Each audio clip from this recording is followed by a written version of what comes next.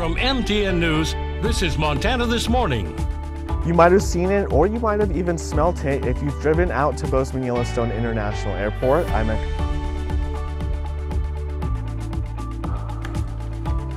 A funky taste and smell in some of Butte's tap water. Megan Thompson takes a look at a reservoir and learns what's the cause of that smell. New video shows a Pennsylvania inmate's brazen jailbreak. I'm Jared Hill with a look at what led up to the now week-long manhunt. And spreading cheer, one outfit at a time. How one woman is striving to bring some positivity when she herself and others are fighting the battle against cancer. You are just going to love that story. I can't wait to see that. It just brings a smile to my face every single time I see it. Well, good morning, Southwest Montana. It is 6:01 on this Thursday edition of Montana This Morning. Jay McDonald and Matt Elwell with you. Not too bad looking outside, walking the dog earlier this morning. Not too terribly cold. You are exactly right. There were some showers or wet roadways. Didn't notice that. A little drippy this morning in the mining city as we're starting things out, but our temperatures very fall-like, 40s and 50s for most of the area. Kind of a crisp feel, especially with that damp condition from last night. We did have some showers at different points in the evening, try to roll across the area. It does look like we're going to see another round of isolated to widely scattered showers across the area.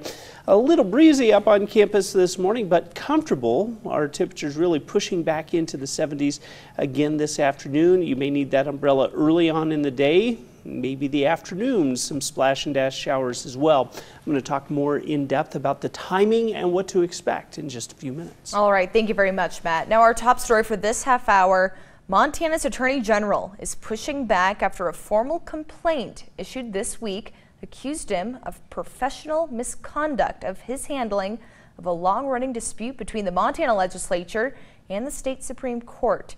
MTN senior political reporter Jonathan Amburian breaks down what led to this and where it will go next. A report from the office that investigates grievances against Montana attorneys claims that Montana Attorney General Austin Knutson undermined the state's judicial branch by defying Supreme Court orders and accusing justices of improper conduct.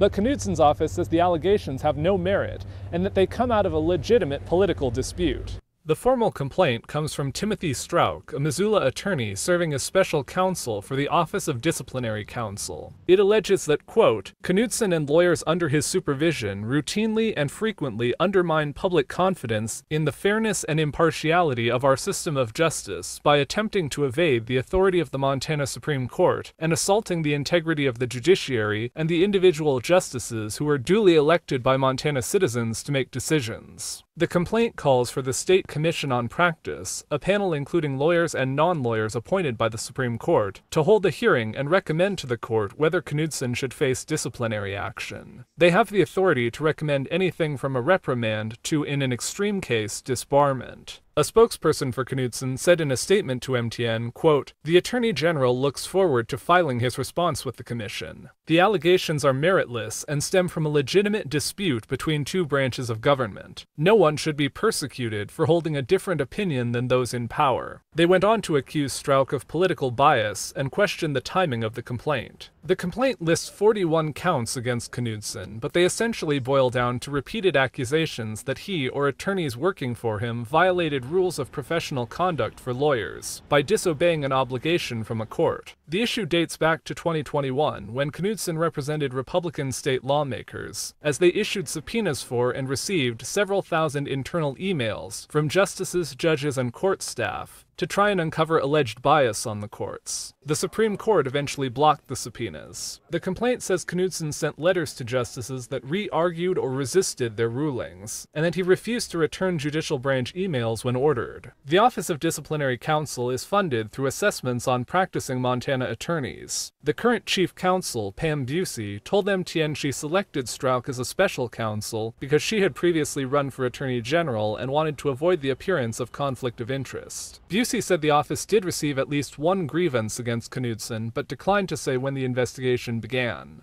A 5-member panel of the Commission on Practice must give approval for a formal complaint to be filed. The Commission members who weren't on that panel will be the ones who hold the hearing and determine whether to recommend any disciplinary action.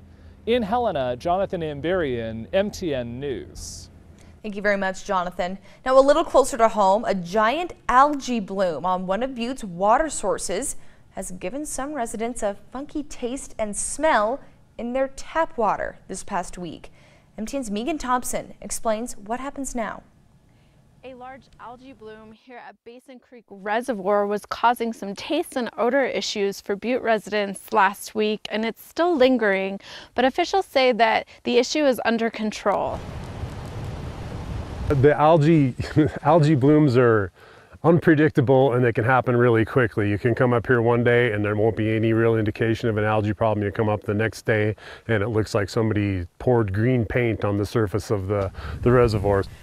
Jim says in late summer it's not uncommon to have algae blooms on the surface of water supplies, but because of the hot weather and added rainfall, he thinks the runoff added extra nutrients which allowed the bloom to thrive. And I think that we've got the algae bloom completely under control, but we understand the concern that people might have. We just want to assure people that the taste and odor issues, the compounds that cause those taste and odor issues are harmless. Jim says he and his team have been working diligently to remedy the situation, and he empathizes with the frustration residents are experiencing, but he wants to reassure the community that the water in Butte is safe. The reputation of Butte water for a long time, the dirty water chants at the basketball games and that type of thing. 30, 40 years ago, that was probably accurate, before we had any water treatment plants. But now Butte has really sophisticated water treatment plants for all of the water supplies. But sometimes Mother Nature throws you a curveball that you just do your best to react to as quickly as you can. And Jim says the taste and smell of the algae bloom will likely be purged from the water supply within the next few days. In Butte, Megan Thompson, MTN News. Thank you very much, Megan. Now, this morning on the national scene, the search for an escaped killer is intensifying in a suburb of Philadelphia. The inmate on the run has been spotted several times now since he broke out of a nearby prison late last week. Residents in the area have been worrying and wondering how he escaped. And now we know.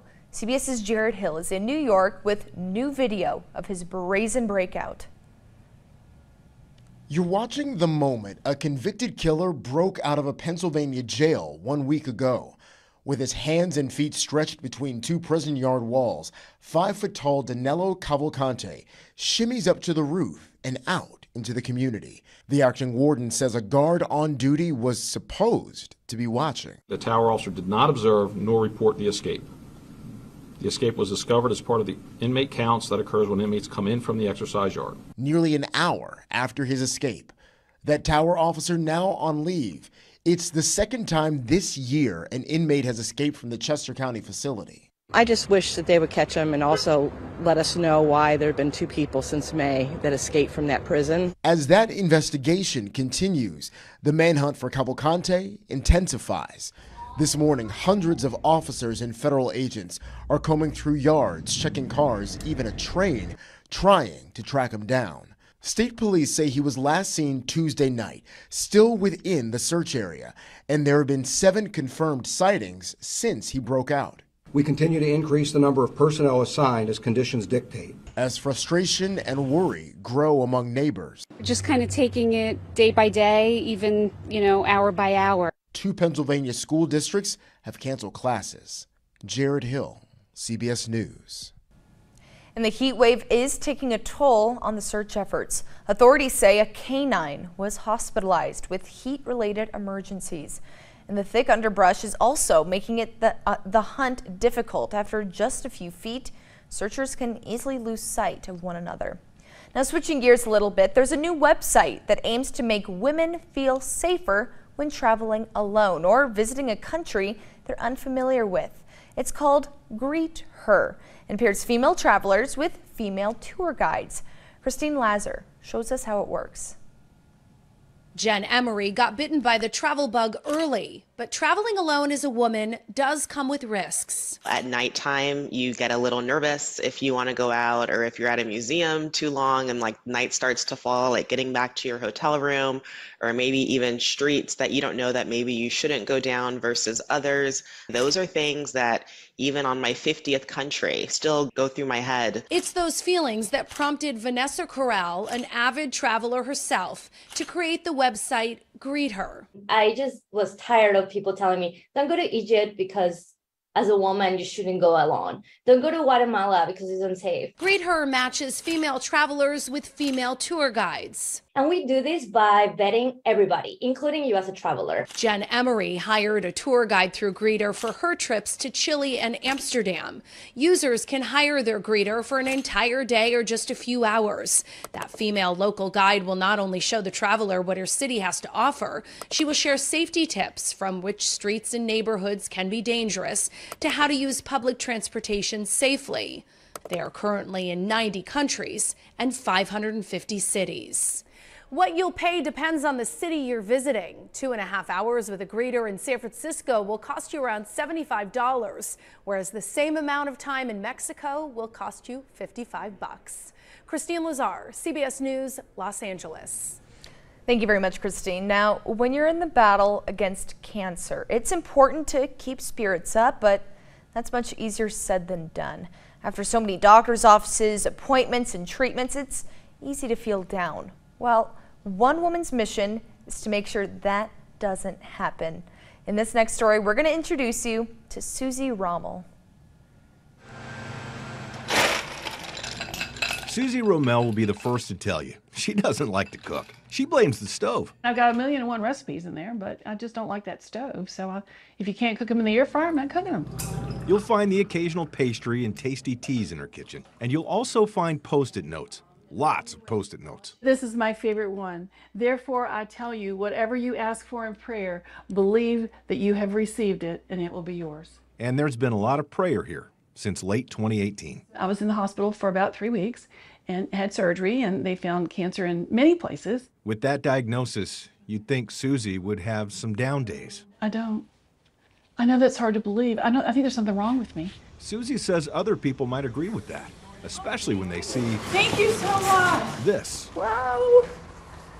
Party and chemo. It's a party. Hi, everybody. Every time she visits the Women's Cancer and Wellness Institute. I've had this 5 years. I've been come in here 5 years, so I feel like I pretty well own the place. I'm a big butt. Every time she comes to chemo, it's a different costume. Most of them, I'll just think about what kind of a day it's going to be, and I'll just get an inspiration, and then I start adding bits and pieces to it, and all of a sudden, you've got this. Susie's always been creative. You have to be when you're a teacher for 31 years. I would wear funny headbands and dress up in crazy clothes, and my children, when I taught 4th and 5th grade, would look at me like, is that our teacher? And I said, oh, yeah. Even her doctor is surprised, but will tell you Susie's attitude is good medicine. Stay positive. It makes it a lot easier on them. They seem to have better outcomes, better treatment, less side effects, that sort of thing. You know, glass is half empty, half full. Mine's always been, on the full side, always, always, always. She's got no time for that stove at home. Woo! No time for worrying about cancer either. Something for you to enjoy the day. She's got work to do, figuring out her next costume. There you go. Thank you. Have a blessed day. And how to bring a smile to others. It's a party and chemo. In Chesterfield, Rob Cardwell, CBS 6 News. Oh, boy.